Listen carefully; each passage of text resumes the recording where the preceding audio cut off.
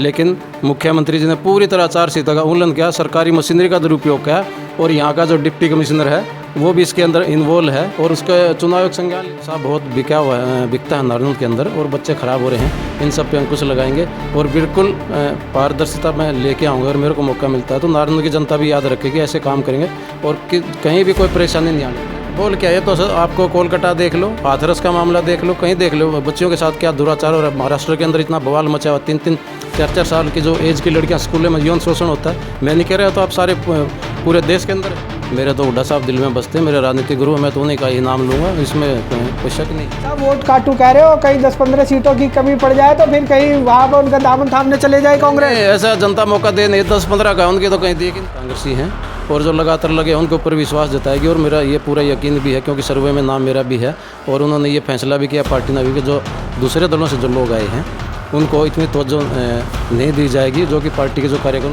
की सरकार है को कानून में विश्वास नहीं रखती, न संविधान में विश्वास रखती है और यह कानून को बिल्कुल एक तरफ रख के अपना काम कंबोज हैं वो तो आचार संहिता की धज्जियाँ वो भी उड़ा रहे हैं, लेकिन प्रशासन मौन है और सारी सरकार बिल्कुल मौन धारण की और प्रशासन कोई एक्शन नहीं। मैं हूं काशनाबाद, आप देख रहे हैं आपकी खबर। और विधानसभा चुनाव 2024 का आगाज़ हो चुका है। हरियाणा की जो राजनीति है वो पूरी तरह गर्मा चुकी है और बता दें आचार संहिता लग चुकी है, लेकिन आरोप प्रत्यारोप लग रहे हैं। अभी कुछ दिन पहले हरियाणा के मुख्यमंत्री नायब सिंह सैनी नलवा विधानसभा सीट के अंतर्गत पहुंचे थे और वहां पर एक प्रोग्राम आयोजित किया गया। अब उसको लेकर ये कहा जा रहा है कि खुद मुख्यमंत्री ने जो है आचार संहिता का उल्लंघन किया है। जी हाँ, ऐसे आरोप भाई मैं नहीं लगा रहा हूँ। All India Rahul Gandhi Congress committee के सदस्य वजीर सिंह पुनिया जी हमारे साथ मौजूद है, जो लगातार जो है हरियाणा सरकार पर हमला करते रहते हैं, आवाज़ उठाते रहते हैं, चाहे वो किसानों की आवाज़ हो, चाहे वो युवाओं को लेकर आवाज़ हो, चाहे वो बेरोज़गारी की आवाज़ हो, तो लगातार आवाज़ उठाते रहते हैं। और एक बार फिर से हमारे साथ इस समय मौजूद है, जानने की कोशिश करते हैं। पुनिया साहब, सबसे पहले तो बहुत बहुत स्वागत है आपका आपकी खबर पर। धन्यवाद। और आपका और आपके चैनल के जितने दर्शक देख रहे हैं उन सभी का मेरी बहुत बहुत राम राम। पुनिया साहब, नायब सिंह सैनी जी के बारे में कहा जाता है बड़े ही नायाब मुख्यमंत्री हैं और आप लगातार उन पर हमला करते रहते हैं। अभी आप कह रहे हैं कि आचार संहिता का उल्लंघन कर दिया, उन्होंने क्या है थोड़ा सा समझा दीजिए हमारे दर्शकों को। ऐसा हरियाणा के जो मैं माननीय मुख्यमंत्री है नायब सैनी जी, और हरियाणा में यह शायद उनको पता नहीं है कि आचार संहिता लगी हुई है, मॉडल कोड ऑफ कंडक्ट है, चुनाव की डेट सारी जारी हो चुकी हैं, लेकिन इसके बावजूद मुख्यमंत्री 22 तारीख को हिसार में आते हैं और एक सरकारी स्कूल में उनका प्रोग्राम करवाया जाता है जो कि बिल्कुल आचार संहिता को दीवार तोड़ी जाती है। स्कूल की सबसे बड़ी बात है कि दीवार तोड़ी जाती है। उस प्रदेश का मुखिया है वो, और उसके ऊपर चुनाव आयोग इसके ऊपर संज्ञान ले, क्योंकि चुनाव आयोग बिल्कुल बायस्ड है। अगर कोई दूसरी पार्टी होती तो उसके ऊपर कार्रवाई करते हैं, लेकिन मुख्यमंत्री जी ने पूरी तरह आचार संहिता का उल्लंघन किया, सरकारी मशीनरी का दुरुपयोग किया और यहाँ का जो डिप्टी कमिश्नर है वो भी इसके अंदर इन्वॉल्व है और उसका चुनाव आयोग संज्ञान ले इसके ऊपर। और यही नहीं, कुछ दिन पहले हिसार के अंदर जो एच है हमारी जो यूनिवर्सिटी है उसका जो मिस्टर कंबोज हैं वो तो आचार संहिता की धज्जियाँ वो भी उड़ा रहे हैं, लेकिन प्रशासन मौन है और सारी सरकार बिल्कुल मौन धारण की और प्रशासन कोई एक्शन नहीं ले रहा। अगर कोई विपक्ष का आदमी करता है तो तुरंत उसके ऊपर एक्शन हो जाता है, लेकिन मेरी चुनाव आयोग से मांग है कि जितने भी प्रोग्राम इनके ऊपर ना एक्शन ले। तो दोस्तों, यह है Wazir Singh Punia ji, all India Rahul Gandhi Congress committee के सदस्य हैं। इनका साफ तौर पर कहना है कि भाई शासन प्रशासन जो है इस बात की गंभीरता को समझते हुए कहीं ना कहीं इस मामले का संज्ञान लिया जाए और अगर जिस प्रकार से आरोप लगा रहे हैं कि आचार संहिता का उल्लंघन किया, और इनका कहना है कि भैया कहीं ना कहीं उन पर जो है कार्रवाई होनी चाहिए, क्योंकि हमारा देश भारत देश कानून सबके लिए बराबर होते हैं, ऐसा कहा जाता है। क्योंकि अगर भारत की बात करते हैं तो भारत के लिए कहा जाता है कि भैया जो कानून देश के प्रधानमंत्री पर लागू होता है वही एक आम इंसान, आम किसान और एक आम व्यक्ति पर लागू होता है। लेकिन जब से भाजपा की सरकार इस देश के अंदर आई है, यहाँ दो कानून है, गरीब और अमीर का कानून है। गरीबों के लिए अलग कानून और अमीरों के लिए अलग कानून है। इस देश के प्रधानमंत्री बिल्कुल धज्जियाँ उड़ाते हैं लोकतंत्र की, और क्या नाम अपने चुनाव जब भी चुनाव में होते हैं तो कोई चुनाव आयोग उसके ऊपर कोई एक्शन लेता। प्रधानमंत्री जी की अमर्यादित भाषा होती है, कई रैलियों में पता नहीं क्या क्या बोलते हैं, लेकिन चुनाव आयोग उसके ऊपर मौन धारण करता है। अगर हमारे राहुल गांधी जी जो हमारे जननायक हैं वो बोलते हैं तो चुनाव आयोग उसके ऊपर एक्शन लेता है। तो इसके देश के अंदर दो कानून हैं, गरीब और अमीर का कानून। और ये जो बीजेपी की सरकार है ये कानून में विश्वास नहीं रखती, न संविधान में विश्वास रखती है, और ये कानून को बिल्कुल एक तरफ रख के अपना काम करते हैं। तो दोस्तों, ये थे वजीर सिंह पुनिया जी के शब्द, हमारे नहीं है कि बीजेपी सरकार जो है गरीबों के लिए अलग कानून और अमीरों के लिए अलग कानून और गरीबों की जो है अनदेखी यहाँ पर की जाती है, ऐसा इनका कहना है। सर, ये बताइए कि आप नारनौल टिकट के दावेदार हो, और अगर सर्वे की बात करते हैं तो आपका नाम जो है वो लगातार सर्वे में सुनने को मिल रहा है। अगर हम नारनौंद की बात करते हैं तो ऐसी कौन सी समस्या है जो आपकी नज़र में आज भी ज्यों की त्यों बनी हुई है? नारनौंद आज बिल्कुल पिछड़ा हुआ है और मेरा हल्का है और मेरा वहाँ पे मेरी जन्मभूमि है, कर्म भूमि दोनों ही नारनौंद है। और पार्टी अभी देख रही है कांग्रेस पार्टी जो निष्ठावान कार्यकर्ता हैं पार्टी के, और जो लगातार मेरा 17 साल का संघर्ष है पार्टी की, मैं लड़ाइयाँ लड़ता हूँ और इस सरकार के खिलाफ लड़ाइयाँ लड़ता हूँ। और पार्टी ने यह फैसला किया होगा जो निष्ठावान, जो कांग्रेसी, जन्मजात कांग्रेसी हैं और जो लगातार लगे हैं उनके ऊपर विश्वास जताएगी। और मेरा ये पूरा यकीन भी है क्योंकि सर्वे में नाम मेरा भी है और उन्होंने ये फैसला भी किया पार्टी ने भी कि जो दूसरे दलों से जो लोग आए हैं उनको इतनी तवज्जो नहीं दी जाएगी जो कि पार्टी के जो कार्यक्रम को दी जाएगी। नारनौंद समस्या में अंबार है, बेरोज़गारी बहुत ज़्यादा नारनौंद के अंदर है। नारनौंद में कोई इतने बड़े इंस्टीट्यूट नहीं है जहाँ बच्चे पढ़ सकें, और एक नशा बहुत बिकता है नारनौंद के अंदर और बच्चे ख़राब हो रहे हैं। इन सब पे अंकुश लगाएंगे और बिल्कुल पारदर्शिता में लेके आऊँगा। और मेरे को मौका मिलता है तो नारनौंद की जनता भी याद रखेगी, ऐसे काम करेंगे और कहीं भी कोई परेशानी नहीं आने दी जाएगी।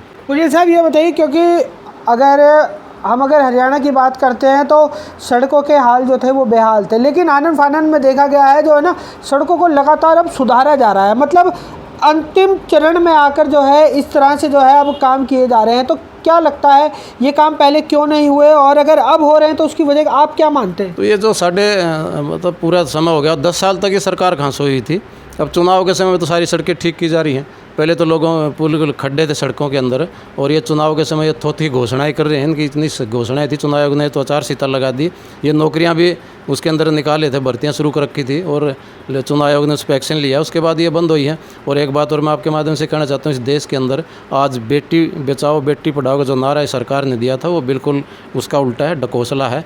बेटी बीजेपी से लोगों से बचाओ। अब आपने कोलकाता एक डॉक्टर का मामला देखा हो, इतना दिल को दहलाने वाला मामला था। जो डॉक्टर सुरक्षित नहीं अस्पताल के अंदर, स्कूल के अंदर बच्चियां सुरक्षित नहीं हैं और कहीं भी बेटी सुरक्षित नहीं है। तो आज हालात ऐसे प्रदेश और देश के अंदर हैं। इसलिए मैं तो लोगों से आह्वान करता हूं आपके चैनल के माध्यम से, इस सरकार को उखाड़ फेंको, बीजेपी का सुपड़ा साफ करो और कांग्रेस को लेके आओ, तभी हमारी बेटियां नस्ल फसल सारी बचेंगी।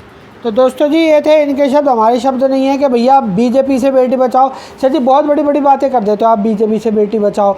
मेरे को भी कहीं ना कहीं वीडियो डालने में दिक्कत से हो जाती है कि आप तो इतने बड़े बड़े बोल जाते हैं। नहीं, ये तो सच्चाई है। बोल क्या, ये तो आपको कोलकाता देख लो, हाथरस का मामला देख लो, कहीं देख लो, बच्चियों के साथ क्या दुराचार हो रहा है। महाराष्ट्र के अंदर इतना बवाल मचा हुआ, 3-3, 4-4 साल की जो एज की लड़कियां स्कूलों में यौन शोषण होता है। मैं नहीं कह रहा, तो आप सारे पूरे देश के अंदर है। और ये जब से ये भाजपा सरकार आई है, या तो बाढ़ आई हुई है, कहाँ बेटियाँ सुरक्षित दिखा दो मेरे को। आज तो बड़ी चिंता होती है जिनके घर में बेटियां हैं कि भी हम बाहर भेजें या ना भेजें, बड़ी समस्या है। इसलिए इसको छुटकारा दिलाना पड़ेगा, और छुटकारा तब मिलेगा जब ये सरकार बदलेगी। चलिए पुनिया साहब, अब देश से निकलकर हरियाणा के अंदर आ जाओ।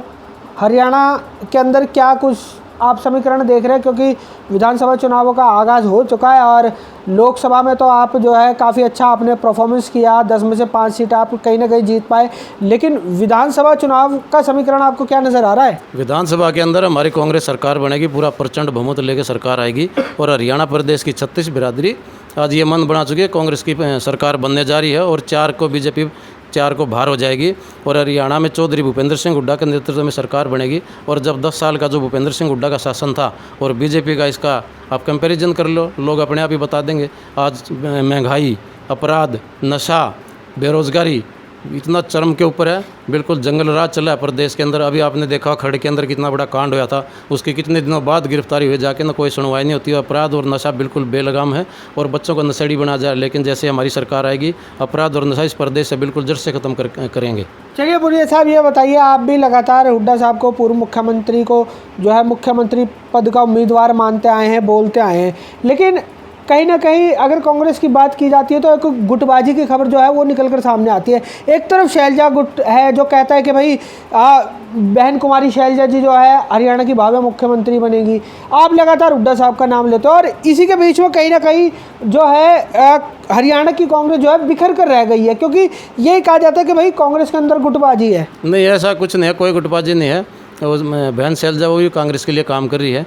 और हमारे जो चौधरी भूपेंद्र सिंह हुड्डा जो हरियाणा के मास लीडर हैं और CLP के लीडर हैं, वो भी कांग्रेस के लिए ही काम कर रहे हैं। और हमारे प्रिय सांसद जो दिलों की धड़कन है भाई दीपेंद्र जी, वो भी कांग्रेस के लिए काम कर रहे हैं। सारे कांग्रेस के लिए तो काम कर रहे हैं। और मुख्यमंत्री तो चलो वो उनके कार्यकर्ता हैं, सभी अपने अपने चाहते हैं मुख्यमंत्री हो, तो फैसला हाईकमान करेगा। लेकिन मेरे तो हुड्डा साहब दिल में बसते हैं, मेरे राजनीतिक गुरु, मैं तो उन्हीं का ही नाम लूँगा, इसमें कोई शक नहीं है।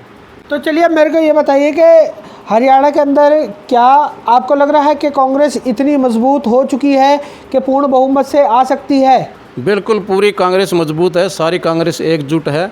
और 4 अक्टूबर आप देख लें रिजल्ट, बिल्कुल सरकार आ रही है और बीजेपी को लोक सत्ता से बेदखल करेंगे, बाहर करेंगे, क्योंकि इनका 10 साल कुशासन लोगों ने देख लिया। और अब पूरी हरियाणा प्रदेश की 36 बिरादरी कांग्रेस की तरफ टकटकी लगाई और 4 तारीख का इंतजार करें, 4 को सरकार बन जाएगी। चलिए 4 को सरकार बनेगी नहीं बनेगी वो तो देखने वाली बात होगी। अब मेरे को ये बताओ, अगर मान लो 10-15 सीटें अगर कम पड़ जाती है, तो अगर INLD से अगर आपको हेल्प लेनी पड़ जाए कांग्रेस को, तो क्या लोगे क्या मदद उसकी? ऐसा है, हमारे जो हरियाणा की जनता बड़ी समझदार जनता है, कांग्रेस को पूर्ण बहुमत देगी। और ये जिस आप दलों की बात करें, सारे तो वोट काटू हैं। और पिछले चुनाव में आपने देखा होगा, इनका बोरिया बिस्तर बंद करके लोगों ने इनको घर बैठा दिया, इनको कोई इनको वोट नहीं देगा। बिल्कुल प्रचंड बहुमत के साथ कांग्रेस सरकार बनने जा रही है। तो पूरी ऐसा वोट काटू कह रहे हो, कहीं 10-15 सीटों की कमी पड़ जाए तो फिर कहीं वहाँ पर उनका दामन थामने चले जाए कांग्रेस? नहीं, ऐसा जनता मौका दे नहीं, 10-15 का उनकी तो कहीं देख ही नहीं रहा पूरा, कहीं एक सीट भी नहीं आएगी। तो आप 10-15 की कहाँ बात करते हो? कांग्रेस पूरा बहुमत लेके आएगी, 2/3 बहुमत के साथ सरकार बनाएंगे हम। और ये सब जनता ने आपको इसका लोकसभा का भी देख लिया हुआ चुनाव, उसके अंदर इनको क्या इनका बैठा दिया लोगों ने घर। हमने तो लोकसभा का चुनाव भी देख लिया और पिछला विधानसभा का चुनाव भी देख लिया। जो दुष्यंत चौटाला बीजेपी के खिलाफ बोल बोल कर लोगों के दिलों में जिन्होंने जगह बना ली, वो बीजेपी की झोली में जाकर बैठ गए थे। तो ये तो एक तो 40 ये कह रहा था 75 पार का नारा था, दूसरा यमुना पार का नारा था, और कह रहे थे यमुना पार कर देंगे, लेकिन बाद में यार बने और डबल इंजन की सरकार बनी। 4.5 साल दुष्यंत बताए ना प्रदेश में क्या क्या लूटने के सिवा क्या किया। कभी एयरपोर्ट घोटाला, रजिस्ट्री घोटाला, धान घोटाला, शराब घोटाला, न जाने कितने घोटाले हैं इसके नाम पे। तो पूरे एयरपोर्ट के नाम पे हिसार के लोगों को बरगला के जमीन को भाव कई 1000 करोड़ का घोटाला है ये। तो मैं वही तो कहना चाह रहा हूँ कि कहीं फिर सरकार बना के बैठ कर। ना ना ना ना, कांग्रेस पार्टी बिल्कुल सक्षम है और हमेशा सक्षम रहेगी। आगे भी लोग इसको पसंद करते हैं कांग्रेस को, क्योंकि गरीब की पार्टी, किसान मजदूर सभी 36 बिरादरी की पार्टी है। और ऐसा जनता हमारी मूर्ख नहीं है हरियाणा की जो ऐसा कोई काम करेगी। अब की बार जनता का चुनाव है और पूरी कांग्रेस पूरा स्वीप करेगी। बहुत बहुत धन्यवाद। Thank you. तो दोस्तों, ये थे all India Rahul Gandhi Congress committee के सदस्य वजीर सिंह पुनिया जी। इनका साफ तौर पर कहना है कि भैया इस बार प्रचंड बहुमत से अगर 2024 के इस विधानसभा चुनावों की बात करें, हरियाणा के विधानसभा चुनाव की बात करें, तो प्रचंड बहुमत से कांग्रेस आ रही है। वैसे आपका क्या मानना है कमेंट सेक्शन में मुझे आकाश नापा को जरूर बताना। इन्हीं तस्वीरों के साथ मैं आकाश नापा लेता हूँ इजाज़त। बहुत जल्द मिलूंगा शहर की दूसरी किसी गतिविधि के साथ। जब तक के लिए सभी दर्शकों को आपकी खबर से जुड़ने के लिए बहुत बहुत धन्यवाद।